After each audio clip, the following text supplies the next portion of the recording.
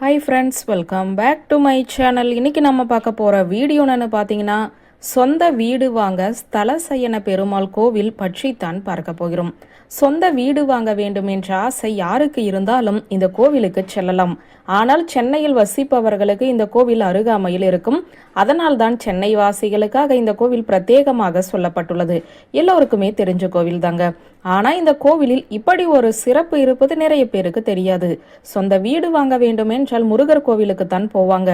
ஆனால் சென்னையில் மகாபலிபுரத்தில் இருக்கும் இந்த பெருமாள் கோவிலுக்கு சென்று வந்தாலுமே சொந்த வீடு வாங்கும் யோகம் உங்களுக்கு கிடைக்கும்.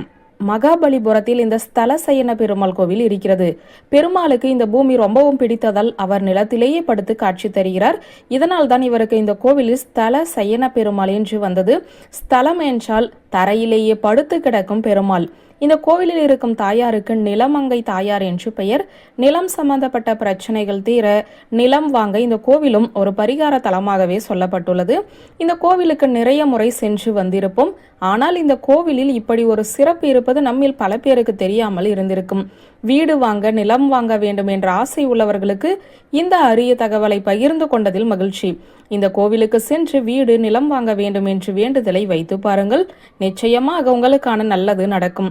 நம்பிக்கை உள்ளவர்களுக்கு இந்த சயன பெருமாளின் அருளாசியும் நிலமங்கை தாயாரின் அருளாசியும் பரிபூரணமாக கிடைக்கும் என்ற தகவலை சொல்லி இந்த வீடியோவை நிறைவு செய்கிறேன். நன்றி, வணக்கம்.